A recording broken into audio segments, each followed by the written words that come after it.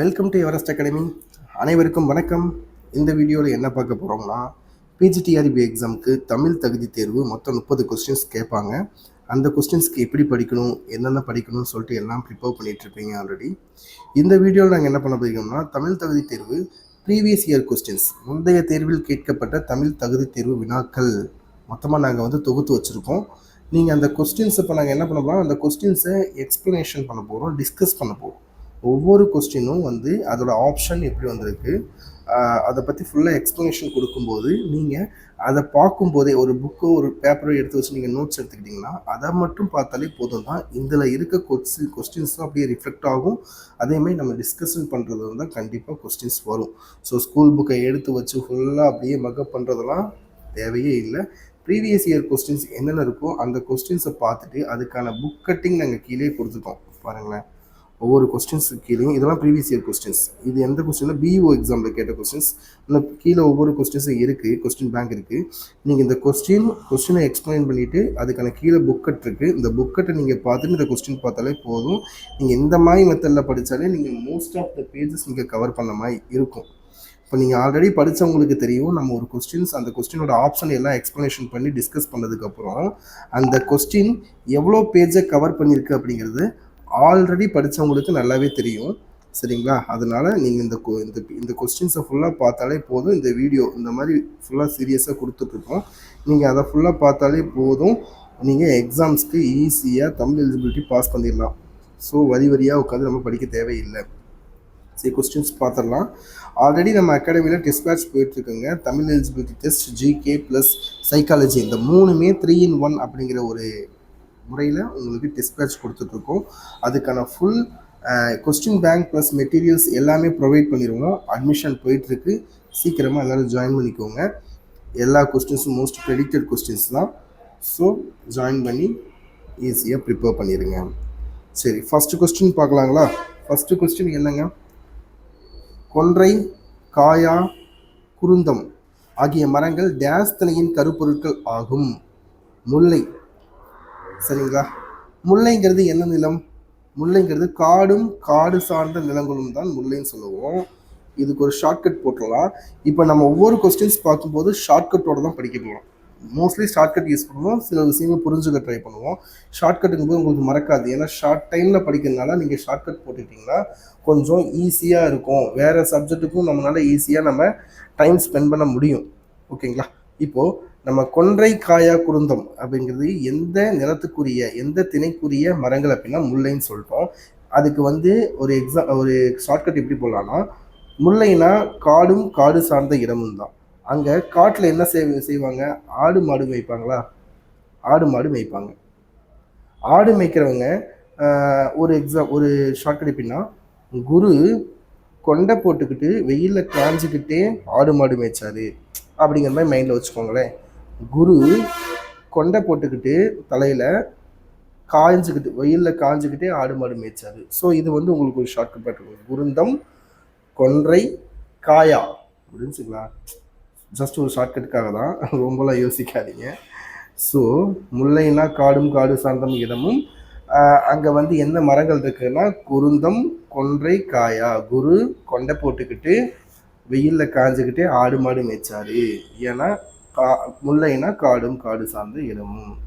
Just for உங்களுக்கு ஷார்ட்கட்டுக்காக தான், எதுவும் நினச்சிக்காதீங்க. சரி, ஓகே.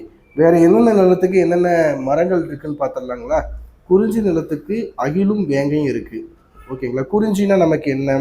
குறிஞ்சினா மலையும் மலை சார்ந்த இடங்கள் தான் குறிஞ்சின்னு சொல்லுவோம். இப்போ வேங்கை அப்படின்றால், வேங்கைங்கிறது ஒரு மரம் தான். ஆனால் நம்ம வேங்கைங்கிறது இந்த வேங்கை படம்லாம் பார்த்துருக்கோங்களே, அந்த மாதிரி வேங்கைங்கிறது ஒரு புலி, அந்த மாதிரி ஒரு பேர் வச்சு ஒரு விலங்கு மாதிரி வச்சு பார்த்துக்கோங்களேன். எங்கே இருக்கும்? மலையில் தானே வேங்கை இருக்கும். ஸோ ஈஸியாக இதை பிக் பண்ணிடலாம். அகில் வேங்கை, வேங்கை மலையில் தான் இருக்கும் அப்படின்னு வச்சுருங்க. மருதம்னா, மருதத்துக்கு மருதம் ஒன்று இருக்குது. அதேமாதிரி மருதம் காஞ்சின்னு ஒன்று இருக்குது. மருதம்னா வயலும் வயல் சார்ந்த இடமும் நமக்கு தெரியும். இப்போல்லாம் வந்து வயலில் வழியெல்லாம் தண்ணி இல்லாமல் எல்லாம் காஞ்சி போச்சு. ஸோ காஞ்சி. ஸோ மருத நிலத்தில் காஞ்சி மரங்கள் அதிகமாக இருக்குங்கிறது உண்மையான ஒரு ஃபேக்ட். அதை நம்ம ஷார்ட்கட்டாக எப்படி வச்சுக்கலாம்? வயல்கள்லாம் இப்போல்லாம் காஞ்சி போச்சு அப்படிங்கிற மாதிரி வச்சுக்கோங்க. ஸோ காஞ்சி. ஓகேங்களா? காஞ்சி. அவ்வளோதான். அடுத்து நெக்ஸ்ட்டு பாருங்கள். நெக்ஸ்ட் கொஸ்டின் என்ன, முல்லை. முல்லை தான் நம்ம கேட்டோமே. முல்லைங்கிறது காடும் காடு சார்ந்த இடமும், அங்கே ஆடு மாடு மேய்ப்பாங்க. யார் மேய்ச்சாங்கன்னா குரு கொண்டை போட்டுக்கிட்டு வெயிலில் காய்ச்சிக்கிட்டே மேய்ச்சாரு அப்படிங்கிற மாதிரி போட்டுக்க முடிஞ்சிச்சு. அடுத்து பாலை. பாலைங்கிறது நமக்கு தெரியும், பாலைனா பாலை நிலம். அங்கே பாலை நிலத்தில் என்ன தொழில்னா எல்லாருக்கும் தெரியும், பாலை நிலத்தில் வந்து கொள்ளை அடிக்கிறது தான் தொழிலை வச்சுருப்பாங்க, கொள்ளை அடிக்கிறது. இப்போ இழுப்பைங்களா, இழுப்பை கொள்ளை அடிக்கும் போது என்ன பண்ணுவாங்க பாலை நிலத்தில், பையை இழுத்துக்கிட்டு தானே போவாங்க. பை இருக்கு, அந்த பையை வந்து இழுத்துட்டு வா, பிடிங்கிட்டு வா அப்படிங்கிறதான ஒரு கொள்ளையடிக்கிறதுக்கான ஒரு பொருள். அப்போ இழுப்பை அப்படிங்கிறது பாலை நிலத்தில். பாலைங்கிறது நமக்கு தெரியும். ஓகேங்களா, சிம்பிள் ஷார்ட்கட்ஸ் போட்டுக்கோங்க, அவ்வளோதான். சிம்பிளாக ஷார்ட்கட் போட்டு டக்கு டக்குன்னு முடிச்சுட்டு போயிட்டே இருக்கலாம். நெய்தலுங்கிறது புன்னை ஞாலம். ஓகேங்களா, இப்போ இதுக்கெல்லாம் நமக்கு ஷார்ட்கட் தெரியும், வேறு என்ன மிச்சம் இருக்கோ அதுதான் நெய்தல். சிம்பிளாக ட்ரிக்காக ஒரு ஷார்ட்கட்டோட முடிச்சுட்டு போயிட்டே இருங்க. ரொம்பலாம் போட்டு டீப்பாலாம் நம்ம என்ன தமிழ் புலவர்களாக ஆக போகிறோம், நம்ம தெரிஞ்சுக்கணும், கான்செப்ட் நமக்கு தெரியணும். Plus exam point of view shortcut போட்டு டக்கு டக்குன்னு போயிட்டே இருக்கலாம். ஓகேங்களா, தமிழை டீப்பாக தெரிஞ்சுக்கிறது நல்லது தான். ஸோ நமக்கு இது ஷார்ட்கட் போட்டாச்சு, இது பார்த்துக்கோங்க. செகண்ட் பாருங்கள், பொறுத்துக. இந்த கொஸ்டின்ஸ் கண்டிப்பாக கம்பல்சரி எக்ஸாமில் கேட்பாங்க, இந்த மாதிரி எக்ஸாம்ஸ் கொஸ்டின்ஸ். ஏன்னா ரொம்ப எக்ஸாமில் கேட்டிருக்காங்க. இப்போ இதெல்லாம் வியூ எக்ஸாமில் கேட்ட கொஸ்டின்ஸ். இப்போ விதை அப்படின்னா கத்திரி மிளகாய், கத்திரி விதை, மிளகாய் விதை, இதெல்லாம் பேச்சு வழக்கில் சொல்லி பார்த்தீங்கன்னா உங்களுக்கு கிராமத்தில் இருக்கவங்களுக்குலாம் கண்டிப்பாக தெரியும். பேச்சு வழக்கில் சொல்லி பார்த்தீங்கனாலே ஈஸியாக அந்த ஆன்சர் நம்ம டிக் பண்ணிடலாம். விதைனாலே கத்திரி விதை, மிளகாய் விதை, புரிஞ்சுங்களா. கொட்டை, மா கொட்டை, பனைக்கொட்டை அப்படி சொல்லி சொல்லுவோம், சரிங்களா. அது ஈஸியாக நம்ம பிக் பண்ணிடலாம். முதிரை, ரைன் வந்துருக்குங்களா. முதிரை அப்படின்னாலே அவரை துவரை, ரைன்னு முடிஞ்சிருக்குங்களா. ஸோ அவரை துவரை.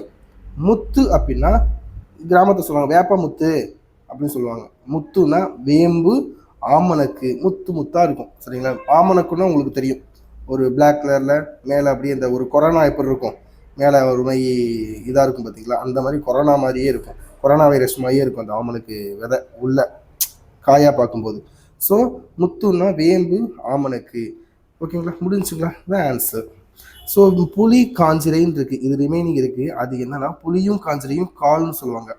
கால் புலி, ஒரு பாட்டு கூட இருக்குல்ல, காலு கிலோ கருப்பு புலி மஞ்சள் தூளுமான்னு ஒரு பாட்டு வரும் பார்த்தீங்களா.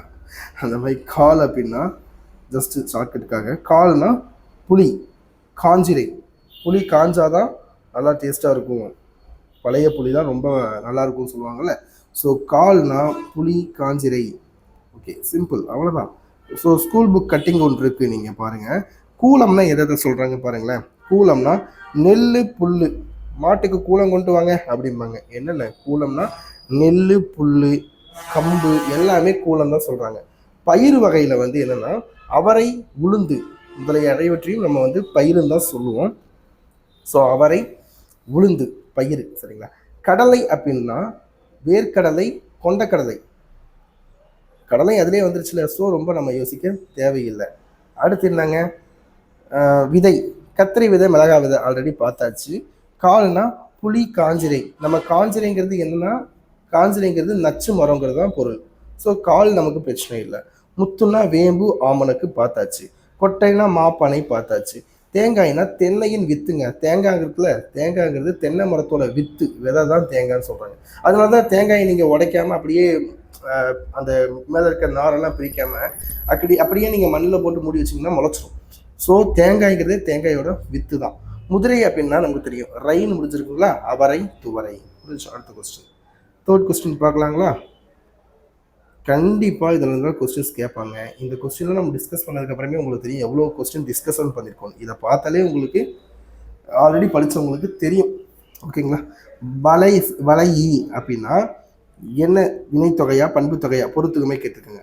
ஈனு வந்தாலே ஒரு ஷார்ட்கட் இருக்குது, சொல்லிசை. ஈனு முடிஞ்சாலே, இந்த லாஸ்ட்டில் ஈனு முடிஞ்சாலே சொல்லிசை அளபடை.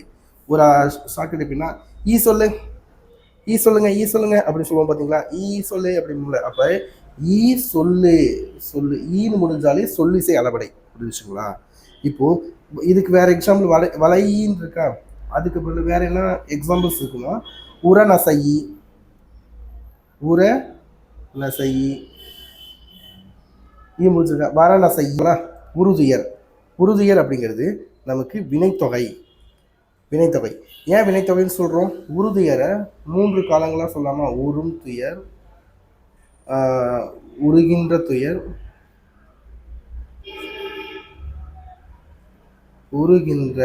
உருகின்ற துயர், உற்ற துயர். இப்போ இது எதிர்காலம், இது நிகழ்காலம், இது கடந்த காலம். ஸோ 3 காலங்களையும் வெளிப்படையாக காட்டாமல் தொக்கி வருவதால் இது தொகை அப்படிங்கிறதா. 3 காலத்தையும் வெளிப்படையாக காட்டல, ஆனால் அந்த ஒரு துயரை நீ 3 காலத்தையும் நம்ம சேர்த்து சொல்லலாம். உறுதுயர், உறும் துயர், உருகின்ற துயர், உற்ற துயர் 3 காலங்களையும் வந்து வெளிப்படையாக காட்டாமல் மறைந்து வருவதால் இதை வினைத்தொகை அப்படின்னு சொல்கிறோம். ஓகேங்களா? உருங்கிறது ஒரு வினை, துயருங்கிறது ஒரு பெயர் சொல். இந்த வினையும் பெயர் சொல்லும் சேர்ந்து காலத்தை வெளிப்படையாக காட்டாமல் மறைந்து வந்தால் அதற்கு வினைத்தொகை அப்படின்னு நம்ம சொல்கிறோம். ஓகேங்களா? நெக்ஸ்ட் கொஸ்டின் பாருங்க. பெருமுது. பெருமுதுன்னு பாருங்க. பெருமுதுனா அதை பிரித்து பாருங்க. பெருமை ப்ளஸ் முதுன்னு பிரிப்போம். பெருமை அப்படிங்கிறது வந்து ஒரு பண்பை குறிக்கிறது, முதுங்கிறது ஒரு முதுமையை குறிக்குது. ஸோ இங்கே பண்பை பற்றி சொல்கிறதுனால இது பண்பு தொகை. ஓகேங்களா? அதே மாதிரி பிரிக்கும் போது மை விகுதி வந்தாலே அது பண்பு தொகைன்னு நம்ம சொல்லலாம். பிரித்து பாருங்க, மை விகுதி வந்தாலே அது பண்பு தொகைன்னு நம்ம சொல்லலாம். அடுத்து நெக்ஸ்ட் கொஸ்டின் பாருங்க. நோக்கி. நோக்கின்னு இருக்குங்களா? நோக்கின்னு வரும்போது லாஸ்ட்ல என்ன எழுத்து வருது? ஈன்னு வருதுங்களா? ஈங்கிற ஒரு விகுதியில் வந்தாலே அது வந்து என்னன்னா வினையச்சம். வினை எச்சம். இப்போ இது வினையச்சமா இல்லை பெயரச்சமா நம்ம கண்டுபிடிக்கிறதுக்கு ஒரு சின்ன ட்ரிக்ஸ் இருக்கு. நோக்கின்னு இருக்குங்களா? நோக்கின்னு இருக்கு. இதோட 2 இதை சேர்த்து பாருங்க. மாணவன், மாணவன், இன்னொன்று என்னன்னா நின்றான். மாணவன் நின்றான். இப்போ நோக்கிங்கிறது ஒரு எச்சமா இருக்குங்களா? இப்போ இங்க எந்த சொல் சேரும்போது முழுமையடையுதுன்னு பாருங்க. மாணவன்கிறது ஒரு பெயர், நின்றான் அப்படின்னா ஒரு வினை. இதுல எந்த பெயரை சேர்க்கும் போது கரெக்டான மீனிங் தருதா இல்லை வினையை சேர்க்கும் போது கரெக்டான மீனிங் தருதான்னு ஃபர்ஸ்ட் செக் பண்ணி பாருங்க. நோக்கி மாணவன் கரெக்டாக பொருள் தருதுங்களா? இல்லை, இது தரல. சரி, நின்றான போருங்க. நோக்கி நின்றான். ஸோ கரெக்டான மீனிங் வருதுங்களா? அப்போ வினையை சேர்க்கும் போது பொருள் கரெக்டாக வருதுங்களா? அப்போ வினையச்சம். இதே இது பெயரை சேர்க்கும் போது வந்துச்சுன்னா அது பெயரச்சம். இங்கே வந்து வினையை சேர்க்கும் போது தான் கரெக்டான பொருள் வருது. ஸோ அது வந்து வினையச்சம். ஓகேங்களா? ஸோ நோக்கி அப்படின்னா வினையச்சமா பெயரச்சமா பார்த்தா நோக்கி நின்றான், நோக்கி சென்றான், நோக்கி பார்த்தான், அதெல்லாம் வந்து வினையை கொண்டு முடியும் போது அந்த வினையச்சம்னு நம்ம சொல்கிறோம். சரிங்களா? ஸோ அடுத்து கீழே இருக்க புக் கட்டிங் பாருங்களேன். ஓதல் அப்படின்னு வந்துருக்குங்களா? ஓதல் இது செய்யுளிசை அளபடை. அதை செய்யுளிசை அளபதையை நம்ம வந்து இசைநிறை அளபடைன்னு நம்ம சொல்லுவோம். செய்யுளிசை அளபடைனா என்னது? செய்யுளில் ஓசை குறையும் போது அதனை நிறைவு செய்ய நெட்டெழுத்துக்கள் அளபெடுத்தலை செய்யுளிசை அளபடை என்போம். இதனை இசைநிறை அளபடை என்றும் சொல்லலாம். என்னங்க நெட்டெழுத்து? நெட்டெழுத்துனா என்னங்க? இந்த ஓங்கிறது அளபெடுத்து இன்னொரு ஓவா மாறுது. ஓதல். உரா அர். சரிங்களா? உரான்னு வருதுங்களா? லாஸ்ட்ல ஆன்னு போகுதுங்களா? அதோட குறியில் எடுத்து என்னது? அ. படா. படா அ. ஸோ இதை வந்து இழுத்து சொல்றதுக்காக, ஒரு ஓசையை வந்து நிறைவு செய்யறதுக்காக நெட்டெழுத்து வந்து அளவெடுக்கும் அப்படின்னு சொல்லியிருக்காங்க. இதை இசைநிறை அளபடைன்னு கேட்பாங்க. இப்போ ஓதல் வேண்டும் அப்படின்னு கொடுத்துட்டு ஒரு 4 ஆப்ஷன் கொடுப்பாங்க. இன்னிசை அளபடையா, சொல்லிசை அளபடையா, இசைநிறை அளபடையான்னு கேட்பாங்க. என்னடா செய்யுளிசை அளபடையை கொடுக்கலன்னு சொல்லி நம்ம பார்க்கக்கூடாது. ஏன்னா இசைநிறை அளபடையும் செய்யுளிசை அளபடையும் ஒன்று தான். சரிங்களா? அதை நம்ம செக் பண்ணிக்கலாம். இன்னொரு கொஸ்டின் பாருங்க. இன்னிசை அளபடை. இன்னிசை அளபடை என்பது செய்யுள் ஓசை குறையாத இடத்திலும் இனிய ஓசைக்காக குறில் நெடிலாக அளவெடுப்பது இன்னிசை அளபடை ஆகும். சூப்பருங்க. கெடுப்பதுவும் எடுப்பதுவும் அப்படின்னு வருதுங்களா? தூம் தூம் அப்படின்னு வருதுங்களா? ஒரு தூம் தூம் தூம் தூம் தூம் அப்படிங்கிற ஒரு இன்னிசையுமே வருதுங்களா? ஸோ இந்த மாதிரி தூம் தூம் தாம் தாம்னு வந்தாலே நமக்கு வந்து இன்னிசை. செம்மையாக இருக்குல்ல இசை? அந்த மாதிரி வச்சுக்கோங்க. வேறு வழி இல்லை, நம்ம ஷார்ட்கட் போட்டு தான் ஆகணும். சரிங்களா? ஸோ அங்கே வந்து ஓதல், உரார்க், படார்க் அப்படிங்கிற மாதிரி வந்தாலே இசை நிறை வச்சுக்கணும். இன்னிசைனா தூம் தாம் அப்படின்னு வந்தாலே இன்னிசை. சரிங்களா? அடுத்த கொஸ்டின் பாருங்க. சொல்லிசை அளபடை. செய்யுளில் ஒரு பெயர் சொல் எச்ச சொல்லாக திரிந்து அளவெடுப்பது சொல்லிசை அளபடை ஆகும். சொல்லிசை அப்படின்னாலே என்ன சொல்லு, ஈ சொல்லுங்க, ஈ சொல்லுங்க சொல்லுவோம்ல. அப்போ சொல்லிசை அளபடையில் ஈ சொல்லுன்னு வந்தாலே சொல்லிசை அளபடை தான். சரிங்களா? இது நமக்கு ஈஸி தான். அதோட இதை படிச்சுக்கங்க. செய்யுள் ஒரு பெயர் சொல் எச்ச சொல்லாக திரிந்து அளவெடுப்பது சொல்லிசை அளபடை ஆகும். எச்ச சொல்லாக திரிந்து அளவெடுப்பது சொல்லிசை அளபடை. ஆமாம், எச்ச சொல்லு தானே அந்த உரநசை ஈ அப்படிங்கிறது எச்சம் தான் வந்து திரிந்து அளவெடுத்திருக்கு. ஓகேங்களா? நசையின விருப்பம், சரிங்களா? நசையி அப்படின்னா நசையின விருப்பம், விரும்பி என்னும் பொருள் தருவதற்காக நசையி என அளவெடுத்தது. பெயர் சொல் வினையெச்சமாக மாறியது. என்னங்க? பெயர் சொல் வினை எச்சமாக மாறியது. நம்ம தான் தெரியுமே, ஈங்கிறதே வந்து வினை எச்சம் நமக்கு தெரியுங்களா? அப்போ பெயர் சொல் அப்படிங்கிறது வினை எச்சமா ஈயா மாறிடுச்சு அப்படிங்கிற மாதிரி வச்சுக்கோங்க. ஒற்றெழுத்து ஒற்றளபடை.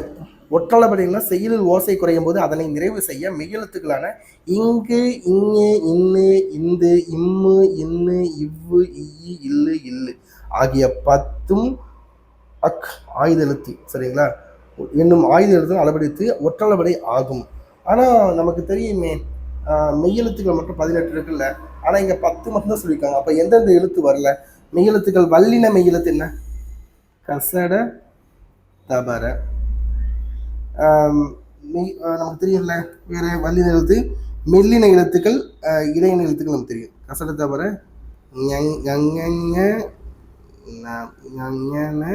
நமன, யரல, வளல. இதெல்லாம் வந்து வல்லின, மெல்லின, இடையின மெய்யெழுத்துக்கள். இதுல என்னென்ன வந்திருக்குன்னா கசட தபர சுத்தமா வரவே இல்லை. ரொம்ப கீழே போயிடுச்சுங்களா?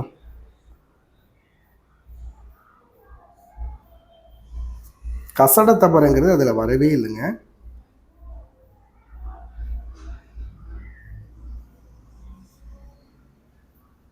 ஒரு நிமிஷம், ரொம்ப கீழே போயிடுச்சு. கசட தபரங்கிறது வரவே இல்லை. கங்கன நமன வந்திருக்குங்களா பாருங்க. கங்கன நமன அப்படிங்கும்போது அது முற்றிலும் வந்திருக்கு பாருங்களேன். கங்கன நமன வந்திருக்குங்களா? அடுத்து இடையினம் பாருங்க, எரள வல்லதா இருக்குங்களா? எரள வரல யா வந்திருக்கு, லா வந்திருக்கு, வா வந்திருக்கு, இந்த லா வந்திருக்கு, ரா வரல. வேற ஒன்று என்ன வராமல் இருக்கு? ரா வரல, இந்த லா வரல. இந்த ராவும் லாவும் தவிர வேற எல்லாமே வந்திருக்கு. ஸோ இங்கே வல்லின மெய்யெழுத்துக்கள் இருக்குது பார்த்தீங்களா? இது எதுவுமே வரலை. அதே மாதிரி இடையின மெய்யெழுத்துக்களில் வந்து ராவும் லாவும் வரல. மீதி 10 வந்திருக்கு. ஸோ இதில் வந்து எந்தெந்த எழுத்துக்கள் வந்து ஒற்றளபடைகள் அளவெடுக்காது அப்படின்னு சொல்லி போட்டிருந்தாங்கன்னா நம்ம கரெக்டாக கண்டுபிடிச்சணும். வல்லினத்தில் கசர தவிர இடையினத்தில் ரா லா அப்படிங்கிறது ரெண்டுமே வராது. மீதி இருக்க 10 எழுத்துக்களும் வந்து அளவெடுக்கும் அப்படிங்கிறது ஒரு விதி. இங்கே பாருங்களேன், எக்ஸாம்பிள், எங்கு இருக்கிறான், எக்கிழங்கிய பெயராய் இன்னுயிர். ஸோ இந்த மாதிரி வந்து அளவெடுக்கும்னு சொல்லியிருக்காங்க. டீப்பாக பார்த்துக்கோங்க. அடுத்து இலக்கண குறிப்பு பாருங்க. மூதூர் அப்படின்னு போட்டிருக்காங்களா? மூதூர் என்கிறது என்னன்னா முது அப்படிங்கிற பண்பு, ரொம்ப பழைய ஊர். அப்போ பழசு அப்படிங்கிறதுலாம் ஒரு பண்பை குறிக்குதுங்களா? பழசு, புதுசு, சரியா, நீளம், இதெல்லாமே பண்பு, வடிவம், இதை பற்றி குறித்தாலே வந்து பண்பு தொகை தான். உறுதுயர் நம்ம இப்போ தான் பார்த்தோம். உறுதுயருங்கிறது 3 காலங்களையும் வெளிப்படையாக காட்டாமல் மறைஞ்சு இருந்தால் அதுக்கு உறுதியும் சொல்லுவோம். இணைத்தொகை. அது என்னென்ன காலங்கள்? உருகின்ற துயர், உற்ற துயர், உறும் துயர். ஸோ 3 காலங்களும் மறைச்சு வச்சுருக்குங்களா? இப்போ அடுத்து பாருங்களேன், கை தொழுது. கை தொழுதுங்கிறத நம்ம பிரித்து சொல்லுங்க. கையால் தொழுது, கையால் தொழுது. இங்க ஆள்ங்கிற ஒரு வேற்றுமை உறுப்பு என்ன இருக்குங்க? மறைஞ்சு வந்திருக்குங்க. ஸோ மறைஞ்சு வந்தாலே நம்ம என்ன சொல்லுவோம்? தொகை. ஒரு உறுப்பு மறைந்து வந்தால் அதை தொகை என்று சொல்லுவோம். அதாவது தொக்கி வருவது அப்படிங்கிறது மறைஞ்சு வருவது. மறைந்து வந்தால் தொகை. இது மறையாமல் வெளிப்படையாக இந்த மாதிரி வெளிப்படையாக காட்டி வந்தால் அதை விரின்னு சொல்லுவோம். விரி, தொடர் அப்படின்னா வெளிப்படையாக வர்றது. இப்போ இங்கே தொக்கி வந்திருக்குங்களா? ஸோ தொக்கி வந்தால் மறைஞ்சு வந்தால் தொகைன்னு சொல்லியிருக்கோம். இங்கே ஆளுங்கிறது எத்தனையாவது வேற்றுமை உருபு அப்படின்னு நம்ம கண்டுபிடிச்சாலே இந்த கொஸ்டின் ஈஸியாக நம்ம அட்டன் பண்ணிடலாம். வேற்றுமை உருபுகள் என்ன இருக்குன்னா ஐ, ஆல், கு, இன், அது, கண். ஓகேங்களா? மொத்தம் வேற்றுமை உருபுகள் 8 இருக்கு. முதல் வேற்றுமை உருபுங்கிறது எழுவாய் வேற்றுமைன்னு சொல்லுவோம். எழுவாய். ஸோ அது பிரச்சனை இல்லை. ஐங்கிறது முதல் 2ஆம் வேற்றுமை, ஆளுங்கிறது 3ஆம் வேற்றுமை, கூங்கிறது 4, இன்னுங்கிறது 5, அதுங்கிறது 6, கண்ணுங்கிறது 7, 8ங்கிறது வந்து என்னன்னா விழி வேற்றுமைன்னு சொல்லுவோம். ஓகேங்களா? இது மட்டும் தெரிஞ்சுக்கோங்க. ஐ இது நல்லா ஒரு மாதிரி பாட்டு மாதிரியே படிச்சுக்கோங்க. ஐ, ஆல், கு, இன், அது, கண். ஐ, ஆல், கு, இன், அது, கண். ஃபஸ்ட்டுதும் லாஸ்ட்டு நமக்கு தேவையில்லை. ஃபஸ்ட்டுது வந்து எழுவாய். கடைசி 8வது வேற்றுமை உறுப்பு என்னன்னா விழித்தொகை, விழி வேற்றுமை. சரிங்களா?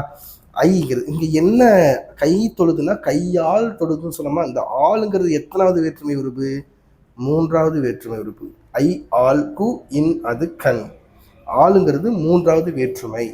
ஸோ நம்ம ஈஸியாக இங்கே நம்ம இது பண்ணிடலாம். ஆளுங்கிறது 3ஆம் வேற்றுமை. ஸோ 3ஆம் வேற்றுமை தொகை இங்கே மறைஞ்சு தானே வந்திருக்கு, தொகை. சரிங்களா? இதே வந்து ஐக்கு என்ன சொல்லலாம்? ராமனை கேட்டான். ஐங்கிறது நடுவில் இருக்குங்களா, ராமனை கேட்டான். ஸோ அது 2ஆம் வேற்றுமை. சரியா? அதே மாதிரி கூனா ராமனுக்கு கேட்டான், இன்னா ராமனின் வில். ஸோ இந்த மாதிரி நீங்கள் வந்து ஈஸியாக இது பண்ணிடலாம். ஸோ நீங்கள் வேற்றுமை உருபு தெரிஞ்சாலே போதும். ஐ, ஆல், கு, இன், அது, கண். ஸோ ஐங்கிறது 2, 3, 4, 5, 6, 7 வரைக்கும் இருக்குது. 8ங்கிறது விழி வேற்றுமை. விழினா என்னன்னா வா, தென்றல் வா, நண்பா வா அப்படின்னு வந்தாலே ஒரு விழி. சரிங்களா? அடுத்து என்ன போட்டிருக்காங்க? தடக்கைங்களா? தடக்கைங்கிறது உரிச்சொல் தொடர். இப்போ தட கை, தட கை, கைங்கிறது ஒரு பெயர் சொல். சரிங்களா? தட அப்படின்னா என்ன? தடங்கிறது வந்து ஒரு உரிச்சொல். சரிங்களா? வேற என்னென்ன உரிச்சொல் இருக்குன்னா சால, தவ, நனி, கடி, இந்த மாதிரி ரொம்ப உரிச்சொல் இருக்குங்க.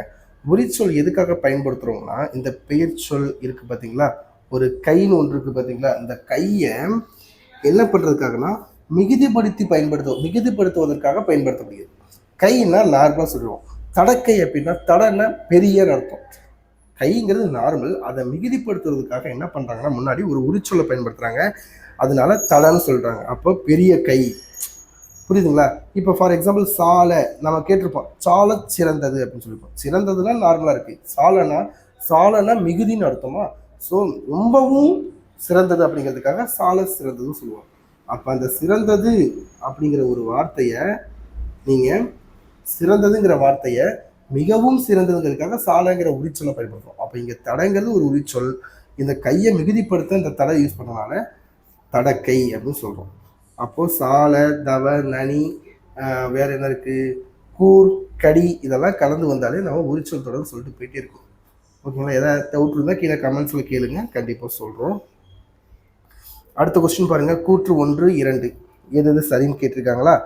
என்ன கூற்று 1 என்ன? 10 பாட்டில் குறைந்த அடிகளை கொண்ட நூல் முல்லைப்பாட்டு. எஸ், கம்மி தான். எத்தனை அடி?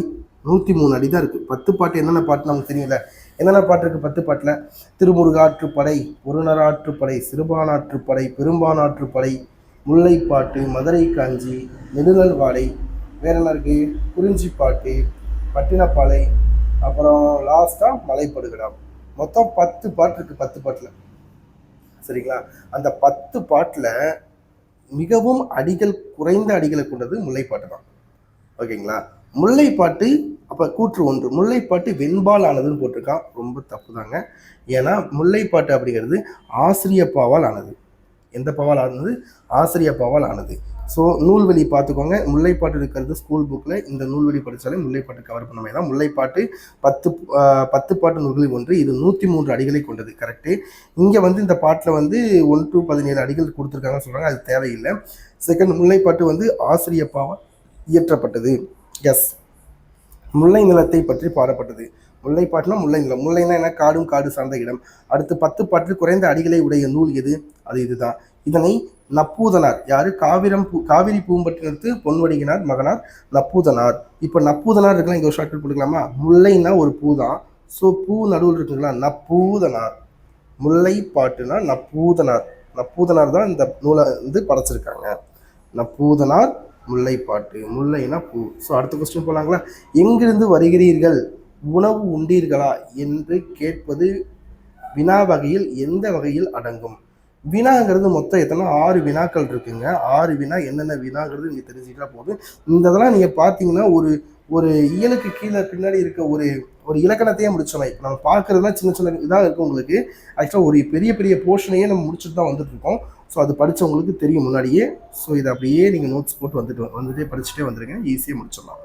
ஃபஸ்ட்டு வினாக்கள் என்னென்ன இருக்குது அதை பார்த்து இந்த கொஸ்டின் பார்க்கலாம்னா, அறிவினா, அரியா வினா, ஐய வினா, குழல் வினா, கொடை வினா, ஏவல் வினா. அறிவினானா என்னன்னா, அறிவினானா அது ஆல்ரெடி உங்களுக்கு தெரிஞ்சிருக்கும். அந்த கேள்விக்கு பதில் உங்களுக்கு தெரிஞ்சிருக்கும்.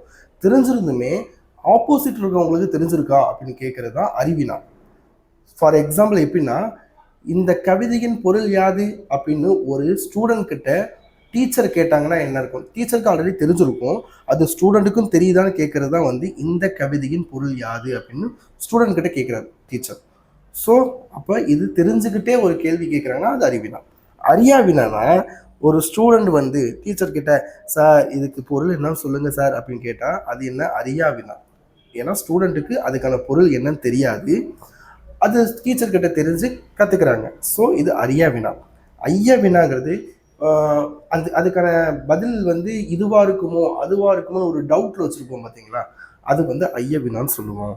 இச்செயலை செய்தது மங்கையா மணிமேகலையா அப்படின்னு கேட்குறாங்கல்ல, அவங்களா இவங்களான்னு ஒரு ஐயம் ஏற்படுதுல, ஒரு டவுட் வருதுல, அந்த மாதிரி கொஸ்டின் வந்து ஐய வினா. அடுத்து குழல் வினா பாருங்க. குழல் வினானா எப்படி சொல்லணும்னா, தான் ஒரு பொருளை வாங்கி கொள்ளும் பொருட்டு வினவுவது. அதாவது ஒரு பொருள் நம்ம கிட்ட இல்லை, அவங்க கிட்ட இருந்தால் அதை வாங்கிக்கணும் அப்படிங்கிறதுக்காக ஒரு கேள்வி கேட்போம் பார்த்தீங்களா. ஒரு எக்ஸாம்பிள்ஸ் பாருங்களேன். ஜெயகாந்தன் சிறுகதைகள் இருக்கிறதா என்று நூலகரிடம் வினவுதல். ஒரு லைப்ரரியன் இருக்காங்க பார்த்தீங்களா, அவங்ககிட்ட போய் நம்ம என்னன்னு கேட்போம், ஜெயகாந்தன் புக்ஸ் இருக்குங்களா அப்படின்னு சொல்லி கேட்போம். எதுக்காக கேட்போம்? இருக்குன்னு சொன்னாங்கன்னா அதை வாங்குறதுக்கு தானே. கொள்ளல்னா வாங்குறதுன்னு அர்த்தம். பெற்றுக்கொள்ளுதல், பெற்றுக்கொள்ளுதல்னு சொல்கிறோம் பார்த்தீங்களா, வாங்குறது. ஒரு லைப்ரரியன் கிட்ட புக் இருக்குங்களா கேட்டு நம்ம வச்சுக்கிறதுக்காக. கொடை வினானா நம்மக்கிட்ட ஒரு பொருள் இருக்கும், மற்றவங்ககிட்ட இருக்கான்னு கேட்டுட்டு அவங்க இல்லைன்னா நம்ம கொடுக்கணும் அப்படிங்கிற ஒரு மீனிங்கில் வர்றது தான் கொடை வினா. இப்போது என்னிடம் பாரதிதாசன் கவிதைகள் 2 படிகள் உள்ளன, உன்னிடம் பாரதிதாசன் கவிதைகள் இருக்கிறதா அப்படின்னு கேட்குறாங்கல்ல. என்கிட்ட புக்ஸ் இருக்குது, உங்ககிட்ட இருக்கா அப்படின்னு கேட்குறோம். அவங்க இல்லைன்னு சொன்னாங்கன்னா இந்தாப்பா வச்சுக்கோப்பா படிப்பான்னு சொல்கிறோம் பார்த்தீங்களா. ஸோ அப்போ கொடுக்கறது கொடை வினா. ஓகேங்களா. அடுத்து என்னங்க? ஏவல் வினா. ஏவல் வினானா ஒரு செயலை செய்யுமாறு ஏவுவதற்கு பொருட்டு வினவுவது. அதாவது வீட்டில் தக்காளி இல்லை, போய் வீட்டில் போய் வாங்கிட்டு வரியா அப்படின்னு ஒரு கேள்வி கேட்குறோம், ஒரு வினா கேட்குறோம். அப்போ போய் வாங்கிட்டு வா அப்படின்னு ஒரு ஏவுரை தான் இருக்குது, ஒரு செயலை செய்யறதுக்கு கொடுக்குற ஒரு ஏவல் மாதிரி தானே இருக்குது. ஸோ அது ஏவல் வினா. ஸோ இது தெரிஞ்சாலே போதும். ஃபர்ஸ்ட் வந்து பாருங்களேன், எங்கிருந்து வருகிறீர்கள் அப்படின்னா அவரு எங்கிருந்து வராருன்னே தெரியல, தெரிஞ்சுக்க போறாங்க. ஸோ அறியா வினா. உணவு உண்டீர்களா அப்படின்னு கேட்குறோம், இல்லை அப்படின்னாங்கன்னா நம்ம சாப்பாடு கொடுக்க போகிறோம். ஸோ இது கொடை வினா. புரியுதுங்களா? எங்கிருந்து வருகிறீர்கள்னா எங்கிருந்து வர்றாங்கன்னே தெரியல, அறியாமல் ஒரு கேள்வி கேட்கலாம், அது அறியா வினா. உணவு உண்டீர்களா அப்படின்னா உணவு உண்டீர்களான்னு கேட்டால் அவங்க இல்லைன்னு சொன்னாங்கன்னா நம்ம சாப்பாடு கொடுக்க போகிறோம். ஸோ அது வந்து கொடை வினா. ஓகேங்களா. அவ்வளோதான், சிம்பிள். இது ஒரு பெரிய போர்ஷன். நீங்கள் இதை இதில் இருந்து கொஸ்டின்ஸ் கண்டிப்பாக கேட்பாங்க. நீங்கள் இதை தாண்டி கொஸ்டின்ஸ் எதுவுமே வராது. நீங்கள் இதை பார்த்தா இந்த சீரியஸ் ஃபுல்லாகவே நீங்கள் பார்த்தாலே தமிழுக்கு நீங்கள் பக்காவாக முடிச்சிடலாம். சரிங்களா. கொஞ்சம் ஸ்லோவாக போகிற மாதிரி இருந்தால் யூடியூப்பில் நீங்கள் கொஞ்சம் ஸ்பீடு வச்சு கூட கேட்டுக்கோங்க. ஏன்னா ஸ்லோவாக போனால் தான் புரியும். ஸ்பீடாக நடத்திட்டு போக முடியும், ஆனால் அப்படி பண்ணால் உங்களுக்கு புரியாது. டைம் இன்னும் இருக்குது, கொஞ்சம் கொஞ்சமாக நம்ம தமிழை முடிச்சிடலாம். ஆசிரியப்பாவால் இயற்றப்பட்ட நூல் எது? ஆசிரியப்பாவால் இயற்றப்பட்ட நூல் எது? இங்கே திருவாரூர் மும்மணிக்கோவை வந்து குமரகுருபரால் இயற்றப்பட்டது. இந்த திருவாரூர் மும்மணிக்கோவை வந்து ஆசிரியப்பாவில் மட்டும் இல்லைங்க, இன்னும் 2 இது இருக்குது. என்னென்னா கட்டளை கலித்துறையில் இருக்குது, வெண்பாவால் இயற்றப்பட்டிருக்கும் ஆசிரியப்பா. ஸோ மொத்தம் 3 பாக்களால் இயற்றப்பட்டது தான் திருவாரூர் மும்மணிக்கோவை. ஸோ அது வராது. அடுத்து பாருங்க, முல்லைப்பாட்டு நப்பூதனா, இப்போதான் பார்த்தோம். முல்லைப்பாட்டு நப்பூதனா ஒன்று ஆசிரியப்பாவால் இயற்றப்பட்டது. கரெக்டு தாங்க. திருக்குறள் வந்து திருவள்ளுவர் இயற்றிருப்பாங்க. அது வந்து குறள் வெண்பா, என்னங்க, குறள் வெண்பாவால் இயற்றப்பட்டது. ஓகேவா? சீவக சிந்தாமணிங்கிறது விருத்தப்பாவால் இயற்றப்பட்டது. எதுவால? விருத்தப்பா.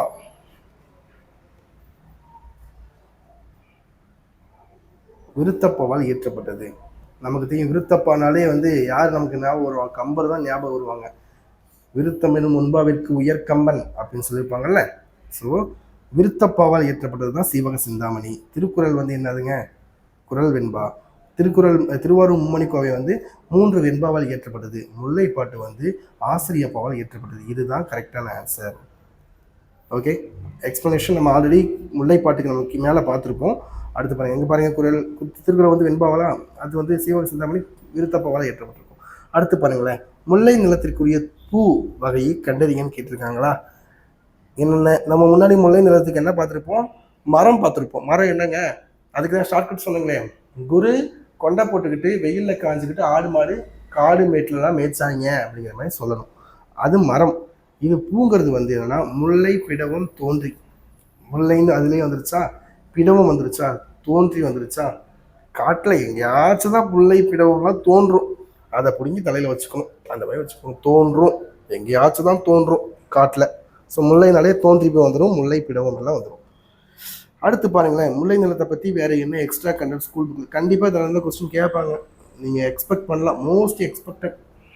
கண்டிப்பாக இதில் வந்து கொஸ்டின்ஸ் கேட்பாங்க. இதை பற்றி நீங்கள் தெரிஞ்சுக்கணும். ஒரு டேபிளே, பெரிய டேபிள் இருக்குது. ஒரு திணை இருக்குண்ணா. திணைனா என்னென்ன? குறிஞ்சி, முல்லை, மருதம், நெய்தல், பாலை. ஒவ்வொரு திணைக்கும் முதற்பொருள், கருப்பொருள், உரிப்பொருள், அந்த மாதிரி சில இது இருக்குது. முதற்பொருள் அப்படின்னால முதற்பொருளில் என்னென்ன கவர் ஆகும்னா நிலமும் பொழுதும் வந்து கண்டிப்பாக முதற்பொருளில் கவர் ஆகும். இப்போ நிலம் அப்படின்னா நமக்கு தெரியும் முதற்பொருள் என்ன. இப்போ நம்ம குறிஞ்சிக்கு முல்லைக்கு தானே பார்த்துட்டு இருக்கோம். முல்லைக்கு பார்க்கும்போது முதற்பொருள் வந்து முல்லை வந்து காடு சார்ந்த இடம், அது நமக்கு தெரியும். பொழுதுன்னு எடுத்தோம்னா பெரும்பொழுது சிறுபொழுதுன்னு 2ஆக பிரிக்கலாம். பெரும்பொழுதுனா ஒரு வருஷத்துல மொத்தம் 12 மாதங்கள் இருக்குங்களா, அந்த 12 மாதங்களை வந்து 6ஆ பிரிச்சிருவாங்க. 6ஆ பிரிச்சா அதை வந்து பெரும்பொழுதுன்னு சொல்லுவோம். மாதங்களை 6 மாதமா பிரிச்சுட்டாங்கன்னா அது பெரும்பொழுது.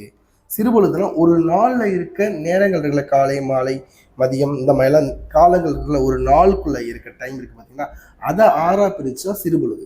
பெரும்பொழுதுனா மாதங்களை பிரிக்கிறது, சிறுபொழுதுனா அந்த ஒரு நாளுக்குள்ள இருக்க காலநிலைகளை வந்து நம்ம பிரிக்கிறது.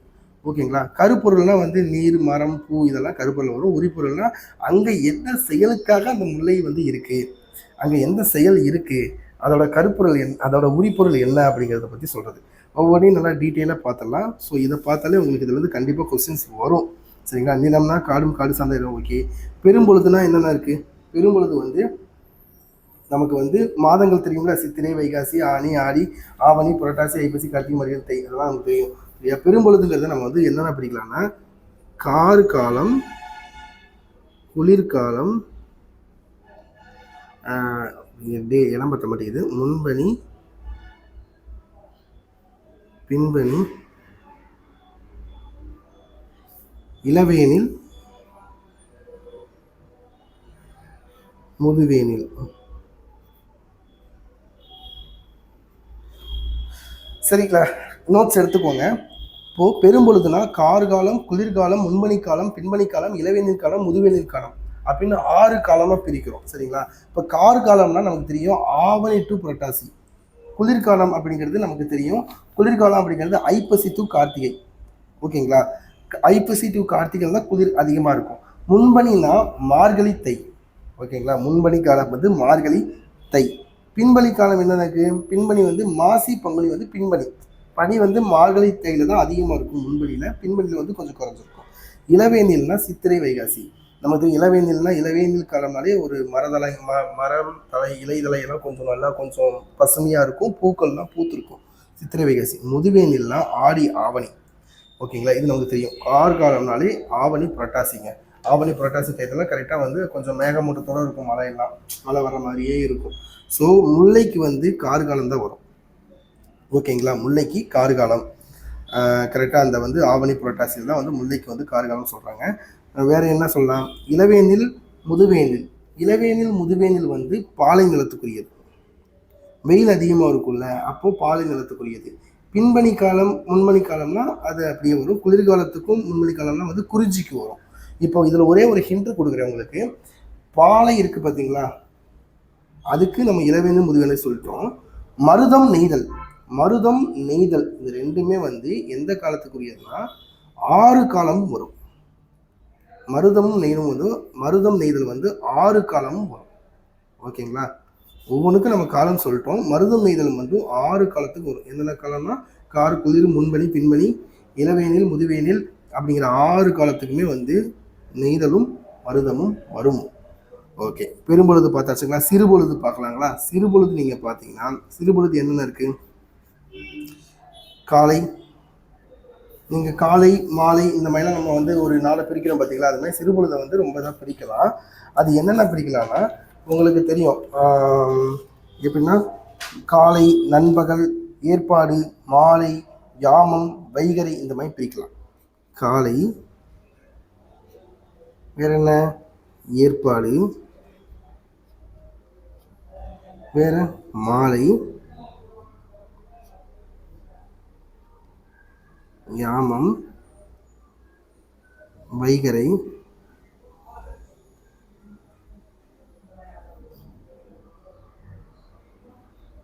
வைகறை, இங்கே ஒன்று வரும் நண்பகல். ஓகேங்களா. ஸோ சிறுபொழுதை வந்து நம்ம 6ஆக பிரிக்கலாம். என்னென்னா காலை, காலை நேரம், நண்பகல், ஏற்பாடு, மாலை, யாமம், வைகறை அப்படிங்கிறத சிறுபொழுது 6ஆக பிரிக்கிறோம். இப்போது நம்ம கீழேருந்து வருவோமா. வைகறைன்னு பார்த்துக்கோங்களேன். வைகறைனா வந்து மருத நிலத்துக்குரியது. கரை தானே போடுவோம். எங்கே போடுவோம்? வயல்வெளியில் கரை போடுவாங்க. ஏன்னா வயலில் தண்ணி கரெக்டாக போகிறதுக்காக. அப்போ கரை, வைகறை அப்படின்னாலே உங்களுக்கு காலையில் 2 AM to 6 AM, அதாவது மருதம், அதாவது காட்டில் மருத நிலத்தில் போய் வயல்வெளியில் வந்து இது கட்டுறவங்க, அந்த கரை போடுறவங்கலாம் காலைல 2 மணிக்கே போய் காலைல விடிய காலையில் வந்து 6 மணிக்கே வந்துடுவாங்க மாதிரி வச்சுக்கோங்க. இந்த டைமுக்குள்ளே வர்றது தான் வைகறை. ஓகேங்களா. இது ஷார்ட்கட்டில் ஃபேக்சுவல், இது புக்கில் இருக்கும் உங்களுக்கு. அது ஒரு பெரிய டேபிளாகவே இருக்குது. ஸோ இது முடிஞ்சதுக்கப்புறம் 6 to 10, காலையில் 6 to 10 இருக்குது பார்த்தீங்களா, இதை வந்து காலை நேரம் சொல்லுவோம். நண்பகலுங்கிறது வந்து 10 to 2, கேப் 4 நாள் வரும். 4 நாள் கேப் வரும். 10 to 2.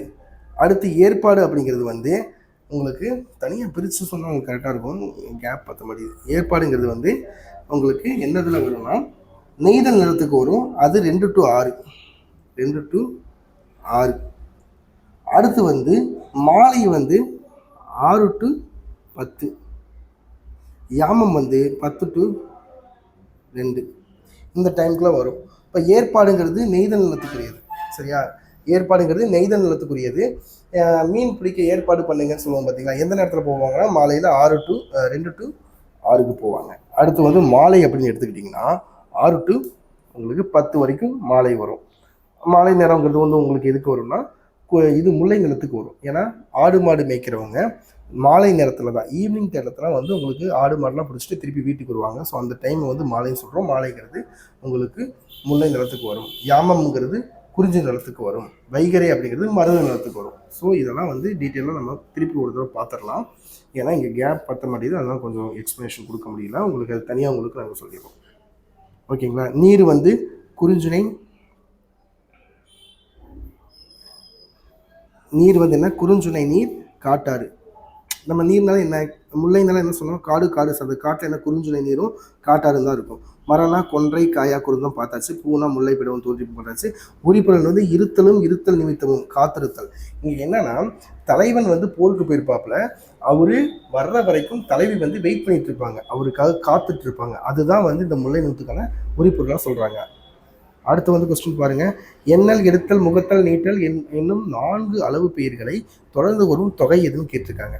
சரிங்களா. இதை வந்து எப்படி சொல்ல, எண்ணலும், எடுத்தலும், முகத்தலும், நீட்டலும் அப்படின்னு உங்கிறது வருதுங்களா, இது மறைஞ்சு வந்திருக்கு. ஸோ இது உண்மை தொகை.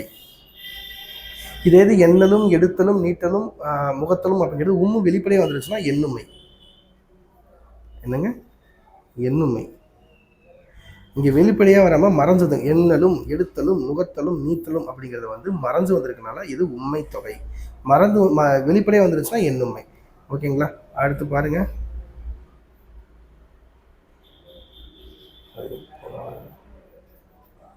அடுத்த கொஸ்டின் பாருங்க. இது நமக்கு தெரியும், வினைத்தொகைனா நம்ம 3 காலம் மறைஞ்சு வர்றது. உண்மை தொகைனா வெளிப்படையாக வருது. இங்கே பாருங்களேன், அண்ணனும் தம்பியும், அண்ணன் தம்பினா அண்ணனும் தம்பியும், தாய் சேனா தாயும் சேயும், மறைஞ்சு வந்திருக்குல்ல, இம்முங்கிறது மறைஞ்சு வந்திருக்கு, அப்போ உண்மை தொகை. பண்பு தொகைனா நமக்கு தெரியும், நிறம் வடிவம் சுவை அளவு இதெல்லாம் வந்து வெளிப்படையாக கட்டாமல் மறைஞ்சு வந்துருச்சுன்னா பண்பு தொகை. இந்த பாருங்க, செங்காந்தல்னா செம்மையாகிய காந்தல், செம்மையாகிய அப்படிங்கிறது ஒரு பண்பை கொடுக்குது. சரிங்களா? அதேமாதிரி வட்ட தொட்டினா வட்டமான தொட்டி, வட்டம்ங்கிறது ஒரு வடிவத்தை கொடுக்குது. இனிமையான மொழினா இனிமை அப்படிங்கிற ஒரு சுவையை குறிக்கிற மாதிரி இருக்குங்களா? ஸோ இதெல்லாம் வந்து பண்பு தொகை. ஓமை தொகைனா நீங்கள் பிரித்து பார்க்கும்போது கீழ் நடுவில் வந்து ஓமை போன்ற அப்படிங்கிற மாதிரி ஊமை உருபு உங்களுக்கு மறைஞ்சு வந்துருச்சுன்னா அதை வந்து ஊமை தொகைன்னு சொல்கிறோம். போன்ற மலர்கைனா மலர் போன்ற கை, அந்த போன்றங்கிற ஊமை மறைஞ்சு வந்துருக்குங்களா, அப்போ இது வந்து ஊமை தொகைன்னு சொல்கிறோம். அடுத்த கொஸ்டின் பாருங்க, 3ஆம் வேற்றுமை தொகை. 3ஆம் வேற்றுமை தொகை நம்ம ஆல்ரெடி பார்த்தோமே, கையால் தொழுதுன்னு சொல்லுவோமா, அந்த ஆளுங்கிறது மறைஞ்சு வந்திருக்கு. ஐ ஆளுக்கு இன் அது கண் அப்படிங்கிறது உங்களுக்கு முன்னாடியே சொல்லியிருப்போம், அதை பார்த்துருங்க, திருப்பி கூட பார்த்துருங்க. அந்த ஆளுங்கிறது மறைஞ்சு வந்திருக்கனால இது தொகை. அது என்ன ஆளுங்கிறது எத்தனை வேற்றுமை உறுப்புனா 3ஆம் வேற்றுமை உறுப்பு. ஸோ 3ஆம் வேற்றுமை தொகை. ஸோ இதெல்லாம் நமக்கு தெரியும். மூதுரு பண்பு, உருது இன வினைத்தொகை, கையால் தான் ஓகே, தடக்கையின உரிச்சொல் தொகை, இதெல்லாம் முன்னாடியே பார்த்துட்டோம். சந்திப்பிழையை பாருங்க, சந்திப்பிழையை சரிபார்த்து எழுதுக. சூறாவளி மாறியும் காற்றும் கூடி கலந்து ஆடி குதித்து கற்களித்தன. ஓகேங்களா? இது வந்து ஒரு தொங்கால், இது வந்து ஒரு ஸ்கூல் புக்கில் ஒரு பேராகிராஃபே இருக்குது, இதை நீங்கள் பார்த்துக்கோங்க. இது அப்படியே ரிப்பீட்டாக கேட்க கூட வாய்ப்பு இருக்குது. பாருங்களேன், வேற எல்லாம் கொஞ்சம் ஏதோ இக்கு இங்கு இம்மு அப்படிங்கிறது வந்து சில டிஃப்ரென்ஷியேட் பண்ணியிருப்பாங்க. இதுதான் கரெக்டான வரி. இதை அப்படியே இந்த கொஸ்டின் ரிப்பீட் பண்ண வாய்ப்பு இருக்குது, இதை அப்படியே பார்த்துக்கோங்க. ஓகேங்களா? ஸோ ஒரு 10 கொஸ்டின்ஸ் பார்த்துருக்கோம்.